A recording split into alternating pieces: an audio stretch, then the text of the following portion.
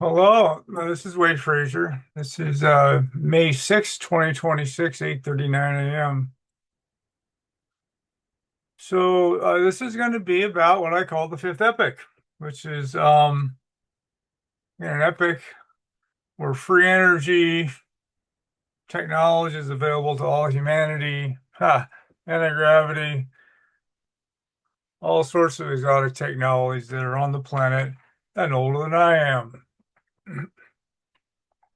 which is what I discovered on my adventures. And so this this post is going to be about more changes in what I call the Fifth Epoch. And I've done this before. I've written about it for many years. And this is going to be some stuff that I haven't discussed on video before. As a little preamble, and again, my company post, I linked to this. So everything, I always try to refer to sources so people can understand what I'm talking about better. Go deep on the dive if they want. I read a recent article, excellent article, on the state of why Homo sapiens is the only member of our genus that exists today. Basically, our ancestors drove all the others to extinction, and it was likely not a gentle process. In fact, that article mentioned one possibility for that triumph, which was the invention of the bow and arrow. In fact, not long ago, I read a book exactly about that, how the spread of the bow and arrow meant the quick extinction of all of the human species. And again, it was also during the extinction of the world's megafauna. And so this is again, there's this whole faction of academia and scientists who want to claim that humans were really peaceful in the past, or we had little or nothing to do with the extinction of the megafauna. And to me, that's just self-serving fantasy to believe that. The evidence definitely does not support that. In fact, I remember an article several years ago. It's like the idea that humans drove the megafauna to extinction. Scientists have been working very hard to try to disprove that for the last 40 years. And finally, it's any credible scientist is going to give up on that one. Yeah, so humans were the cause of the extinction of the world's megafauna. It was the world's easy meat. It fueled the expansion of humans across the planet, and all other human species went extinct. In fact, that a recent article I read was about archaic humans quite a bit. So not only are there Neanderthals, again back to Denisovans, Neanderthals, little hobbits, other small humans. Some call, and even Homo erectus was around until the rise of Homo sapiens. But what they call archaic humans now is something that existed until very recently.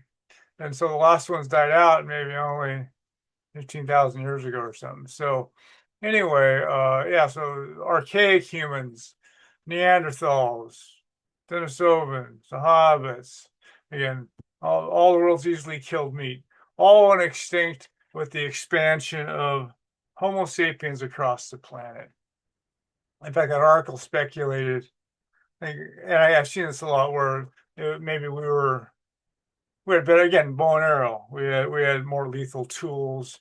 Also, we seemed to be hypersocial, though, which enabled innovations to spread throughout the societies, etc. So anyway, so the state of the science is that, yeah, that's the human past. It isn't not pretty, but it's what it is. And Australian Aborigines, Azergat made a lot of this in his work, where Australian Aborigines lived in a kind of laboratory of hunter-gatherers. Even, in fact, a lot of so-called mobile hunter-gatherers that lived in a hunter-gatherer mode of subsistence until the British invaded in the late 1700s. And the earliest accounts of the Aboriginal Australians by white people who were able to write and take records of it recorded a highly warlike people. Yeah, so yeah, it was very violent. And in fact, in archaeological digs there in Australia of the skeletons they've exhumed, this fossils, etc. Um, a uh, a third of the hunter-gatherer women and a quarter of the hunter-gatherer men had skull fractures. So this was from interpersonal violence. And in fact, the women were given it by their so-called husbands. And so, yeah, so the Aborigines were patriarchal, which are also always the most violent societies. In fact, pretty much all hunter-gatherers were patriarchal. You had some matrilocal that happened when the big game was dead. So basically, if gathering became predominant, then it could become more matrilocal. Same thing with the early horticultural societies. So when women were bringing in all the food, then some of those could become a matrilocal. And those are the most peaceful pre-industrial societies. In fact, today, so Australian Aborigines today, their skulls are twice as thick as the rest of humanity's. And this was, yeah, so there was this sort of this relic population of what hunter-gatherers used to be like. And so I'm sure those thick skulls were to survive violence. And that's just one of many indicators of how prodigiously violent the ancient human past is. Even though human violence has declined quite a bit from our progenitors. So as Richard Wrangham showed in his research, chimpanzee societies today are hundreds of times more aggressive and violent than the most violent human societies.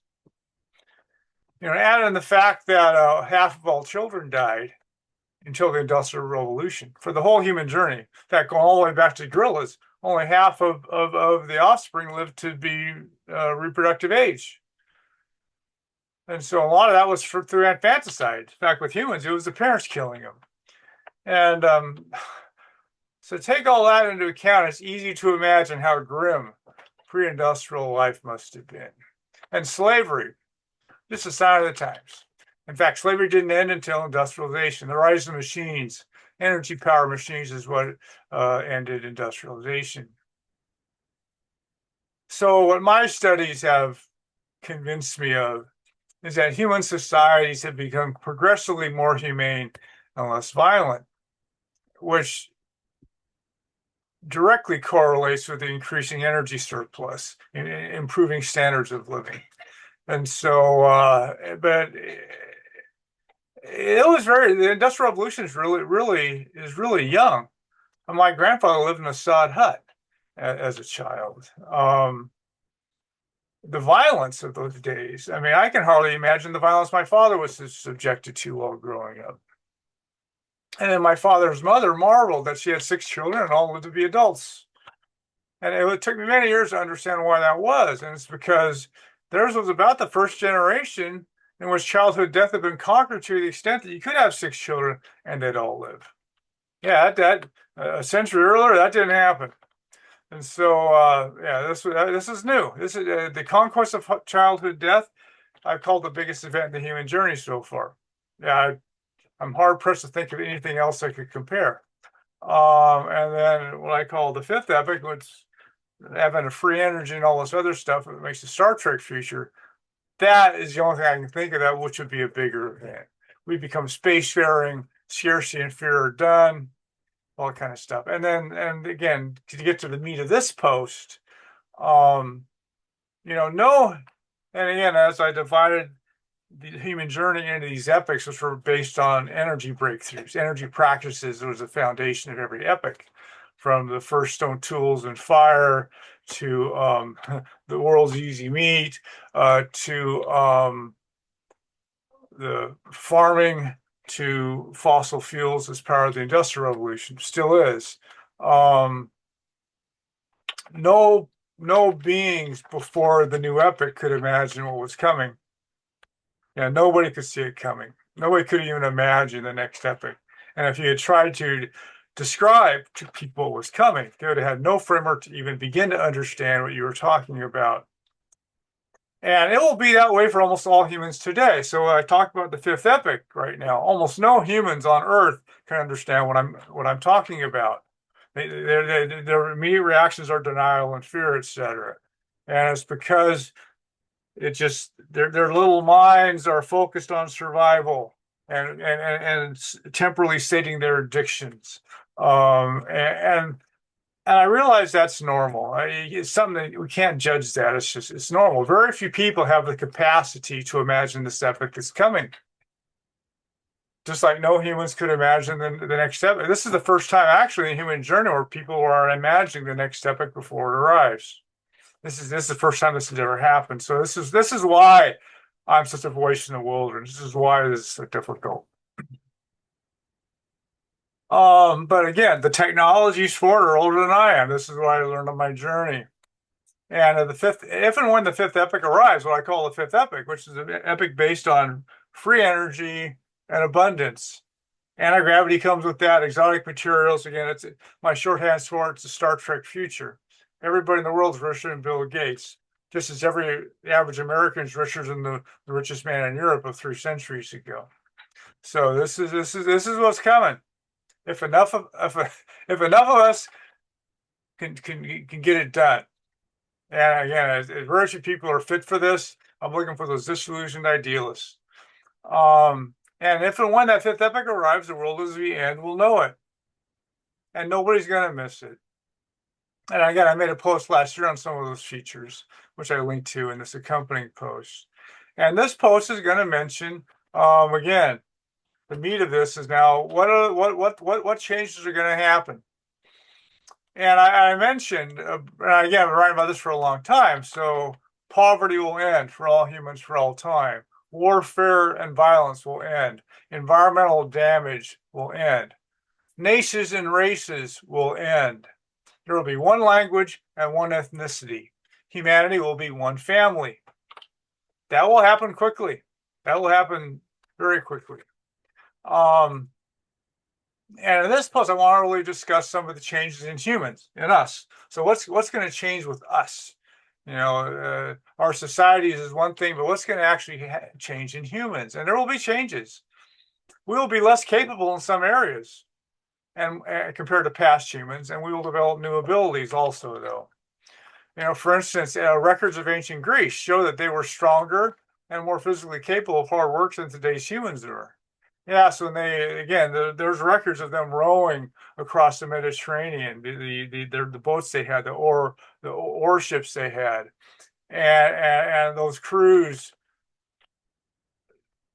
There's no human crew on Earth that can do what they did back then, and also the feats of lifting and stuff, which again today, yeah, pick up a 300-pound rock and throw it with one arm, etc. There's nobody on Earth who can do these feats that were recorded back in ancient Greece.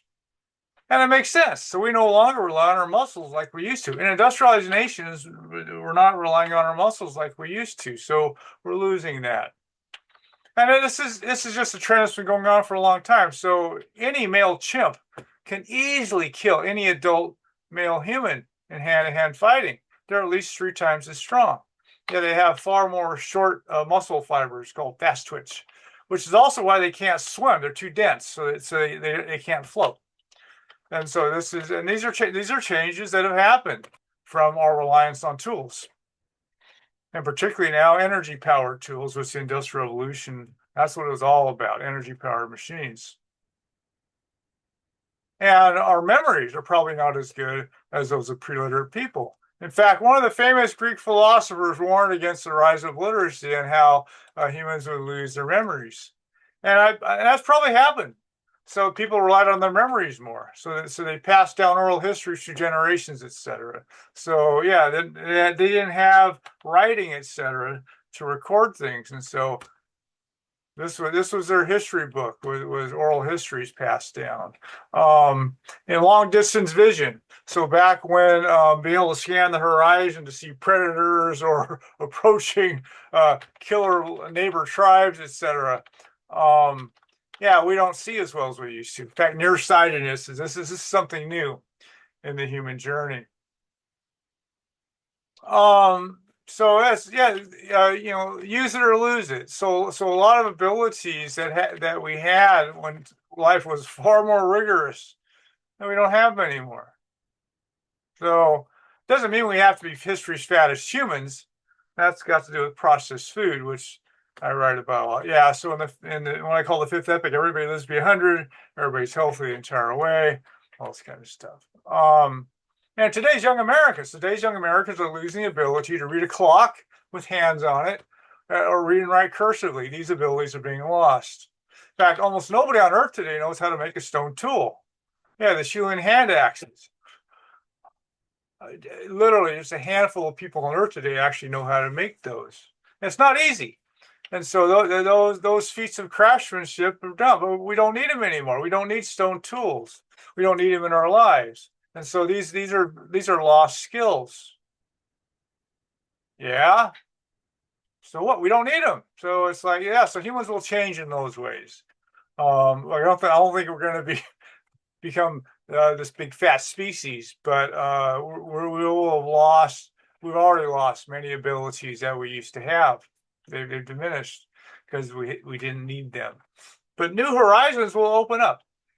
And in fact, today I'm already hearing of the rise of artificial intelligence that we're going to lose mental faculties. And you know what? Some probably will be lost, but others will be gained. And so again, back to, we don't need to adding machine tapes and crunching numbers, etc. Those skills are no longer needed.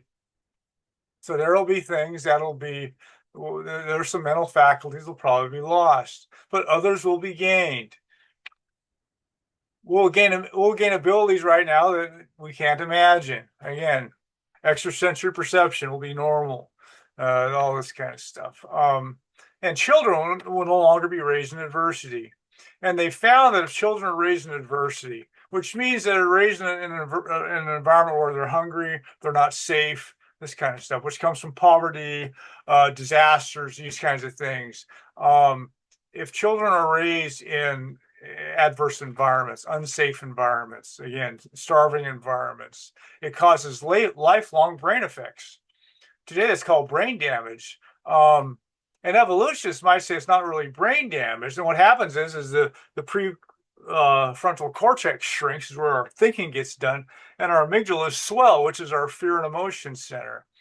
And so, and this happens. This is measured in children who are raised in adversity. And so they're not as so-called smart, and they're more emotional, and they lash out and stuff. Well, an evolutionist might say that, well, that's just an adaptation to a threatening environment. So they have to lash out, etc. They can't trust anybody else, or else it means their death, etc. So in a more hazardous environment, these changes to the brain happen. So again, it's evolution.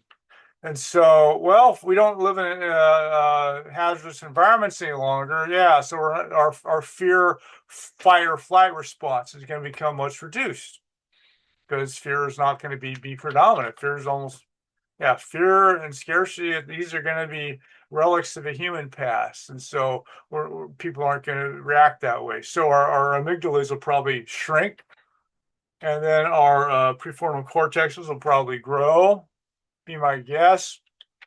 More connectivity anyway. So Bucky Fuller said that children are born geniuses and our society's beat it out of them. So yes, that genius will be allowed to flourish. And so I think that the genius level IQ today will be the normal IQ in the future. So again, these are all doors that are going to open. And anyway, but people react with fear.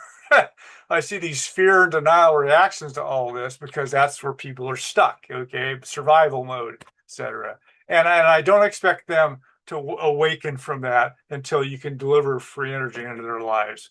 Only then are they going to begin to understand these things. But if people are looking for this is the reality that's coming, and it makes sense to discuss it, partly as a way to get there, because this reality is going to be pretty nice. And so conflict. So all conflict will become obsolete. Crime, violence, warfare, all that, it will make no sense any longer. Also competition. So competition will also become meaningless. And for all those people who want to watch sporting events and their team win and stuff, which is a tribal mentality, all of that will quickly become meaningless. Cooperation in all things will become the norm. And as Bucky Fuller said, two men can still fall in love with the same woman, but human activities will be much more directed towards self-realization than survival. Kind of like Maslow's hierarchy of needs. I actually also, for somebody who, I memorized the books my parents read me when I was less than 2 years old, and I've been a bookworm ever since. I consider it quite likely that reading and writing will give way to better ways to communicate and learn, which at this point would be hard to imagine, but I've seen Michael Rose visit a future Earth, and basically children learned in an environment that was like a virtual reality, except far beyond what you see today. And in that world, children learned 100 times as fast as children do today. So by age 6, children in that world knew pretty much everything there was to know about the human body and how to be healthy. And back at age 6, they were issued their first personal transportation device, like a soap bubble that could go wherever you wanted to. And that was only one of a number of ways that people could get around. And space sharing was also normal. Interacting with extraterrestrials was also normal. This all comes with that. Part of that world. So yeah, so humanity may become post-literate. But it's also, I think, literacy will be seen as, again, a primitive time. Yeah, so even as advanced as this seems, me publishing this to the world, yeah, we may become post-literate, but we're not going to become dumber. It's just that there's going to be a higher level of how people learn and express themselves, which today is, again, difficult to imagine. And I know that I can barely imagine. In fact, I know that there's going to be ways of communicating and learning that right now I have a hard time even imagining. And so so yeah, we become post-literate, but we won't become dumber, become a lot smarter. And the new horizons of the human potential will come into view. Horizons that are right now today are just unimaginable. And they will come into view, and people will explore their potential in ways that previously have been unimaginable. And as I've written, again, if all humans ate whole food, again, and again, we can do this almost immediately, where everybody eats whole food, everybody lives to be 100, and they're healthy the entire way with no medical interventions. And humans won't have work days like they do today. But Elon Musk is even talking about this stuff, where people's so-called work day is actually more like play. And yeah, so work will be more like play, and it'll be a highlight of everybody's day, because that's when they get to contribute to the world. Yeah, maybe a few hours a day. And the people who don't want to, they're going to be like, oh, well, I'm sorry you don't want to do this because this is fun, And so, anyway, I've seen it called Joy Time. Some of my channel works look at the future and this is called Joy Time. So literally, people's work day will be the highlight of their day. Yeah, imagine that. So, yeah, so when abundance and love reign in a global human society, rather than scarcity and fear, when Earth looks like paradise, looks like heaven on earth, virtually nothing will be the same. And it's so close. Again, if 5,000 people can learn what I have to teach, this fifth epoch is right around the corner. And so, how about it? For those I'm looking for, welcome. I've been looking for you. And together, we can do this. And nobody needs to risk their lives, etc. So, how about that? Anyway, that's all I have for now. Bye.